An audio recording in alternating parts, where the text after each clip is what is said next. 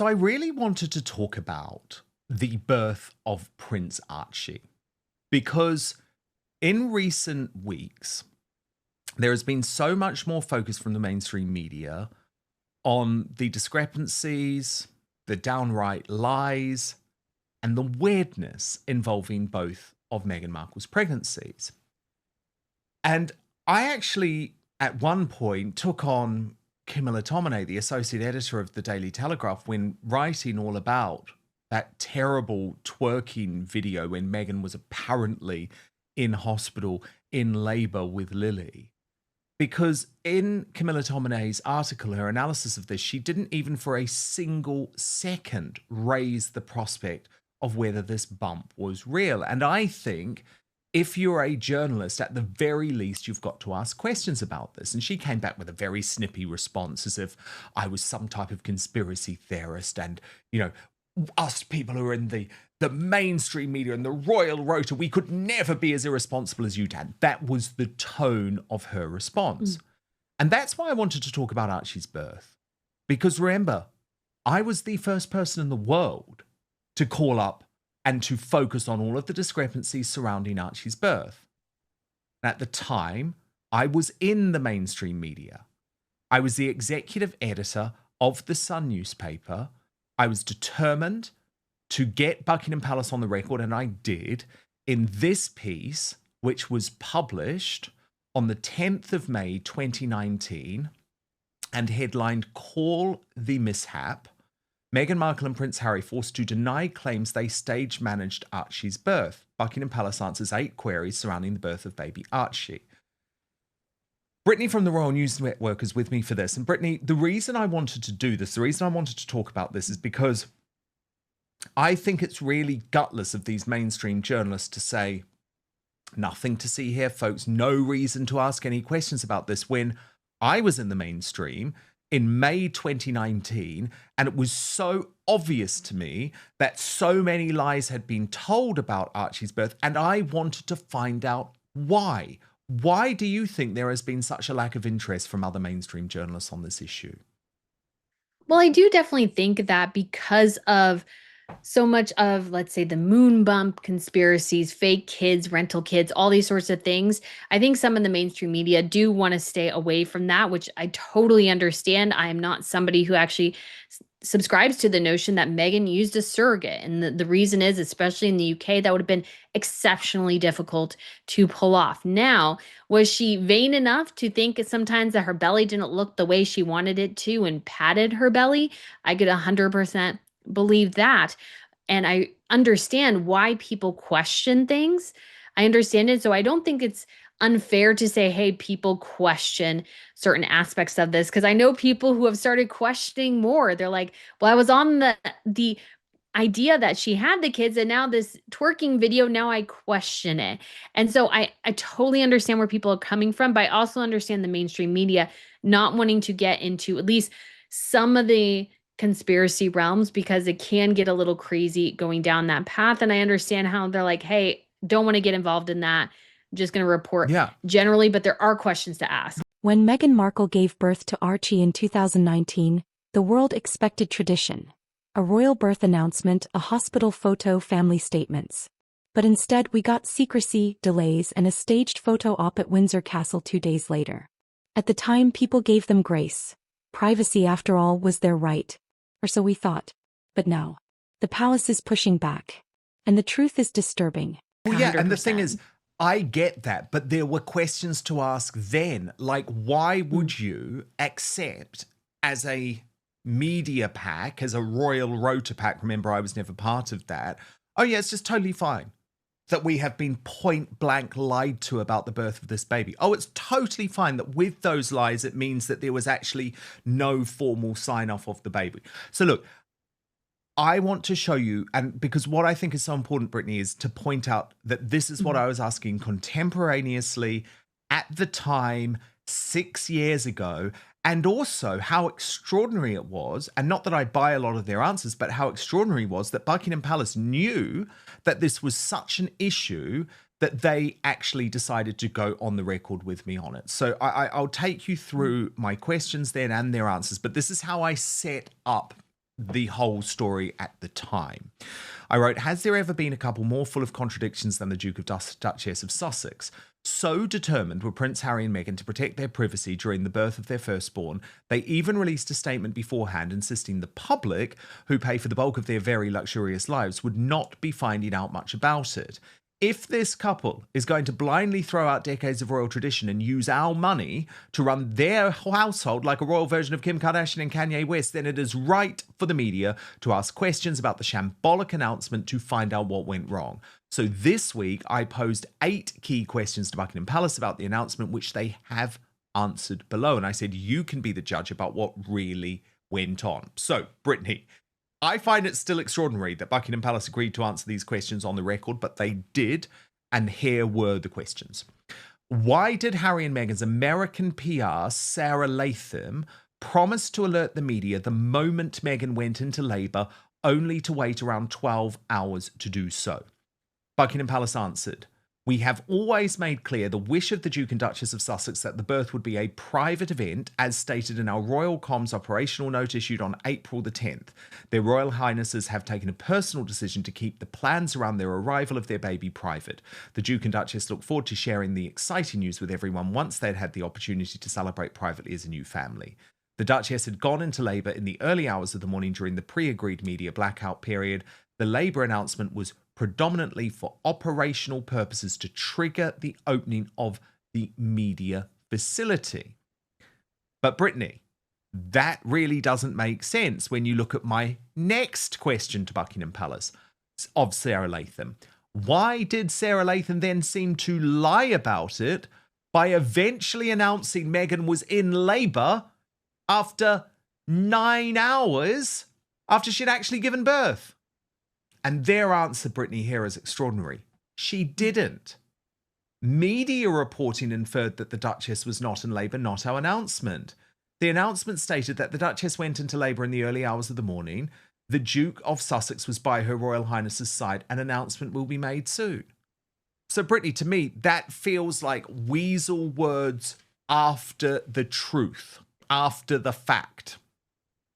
Yes, and what's actually interesting too is that you can actually see this problem continuing for Harry and Meghan and their PR team is when they're not clear, and then the media, like for Harry, for example, in his interview where he was talking about how, oh, it was the British media that ran with this inference that we claimed racism against the royal family, when it was like, what we were taking your words, and it was like the American media who ran with it and everything, and Harry just saying, oh, you didn't understand what I was saying. And then Meghan with the whole as ever disastrous, like kind of, we're launching products, we're not launching products, we're launching products again. And I was like, it was Meghan's inconsistent media strategy again that was the cause of that. So this has been, again, a long-standing problem, and their inability to communicate, I think in part because they simply just want to play games, and it just results in a chaotic version of themselves on the public stage. Yeah, I mean, this was completely disingenuous. So I had my suspicions, and this is the thing. Remember, as a journalist, you're sometimes asking questions to try and work out or trying to back up suspicions you had. And at the time, my suspicions, Brittany, weren't so much then that this was necessarily a fake pregnancy, but more that the announcement was being timed because she needed to work in with the American breakfast show, specifically Gayle King.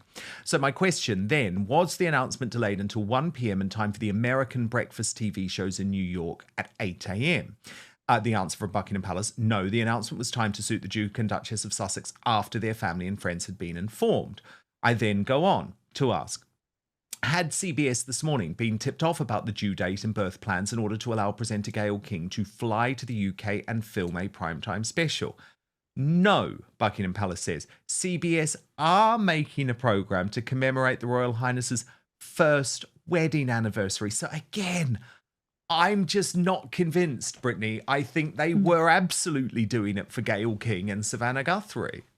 Insiders now claim Meghan and Harry had already delivered Archie hours before Buckingham Palace even knew she was in labor. The palace was forced to release a fake timeline to cover the delay, not by choice but by Sussex deception. In short, they lied to the crown. And the palace had to play along to avoid public embarrassment. This wasn't just a PR choice. It was a deliberate breach of royal protocol. Yes, I can totally see them manipulating things to suit their own agenda. And this goes back to the idea that Harry and Meghan, I think Buckingham Palace gave them way too much leeway. Your child is in the line of succession. Yes, there are certain things about the birth you can control. But again, to live under the umbrella of this institution, you have to abide by certain things. And I think Buckingham Palace gave them way, way, way too much leeway here to the point where it made the palace itself look foolish. And this again, I think, re-emphasizes that the palace and the machinery of the monarchy needs to take Harry and Meghan more seriously and make sure that Harry and Meghan's antics don't impact the future of the crown. That's where things should go at this point. Because obviously the birth, I think, was a mess that could have been avoided if protocols were put in place and Harry and Meghan were reined in. Then things just got weirder.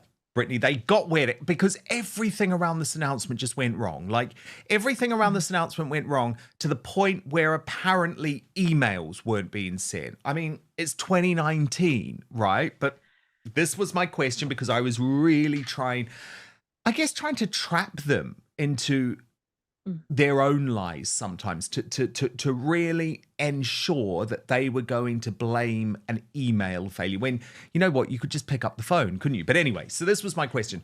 When an email failure meant the media could not be alerted at 1 p.m. that Meghan had gone into labor, even though she had actually given birth at that point, why not speak directly to news organizations on the phone? The answer from Buckingham Palace. As we advised, there were technical issues with the announcement. We have apologized to the media who were affected. When we realized the email had not been sent, we tried to contact as many people as quickly as possible. Brittany, very, very odd, isn't it? I'm sorry, you see where I'm going with this. I'm not trusting this. Oh, the emails broke. I think there was a cover-up going on, Brittany. I really do. I mean, it's just this level of chaos is just inexcusable for an organization like the monarchy. They hire people to manage these sorts of things. And yes, sometimes the monarchy, I would say, especially the Brits, I think are a little bit still behind the media curveball here. I think the Scandinavian royals, I think, have some of the best media games, and so does the Spanish. But I think this proves again that the palace really had very limited control over Harry and Meghan. And I think they were scrambling too behind the scenes, which is absolutely not what should be happening.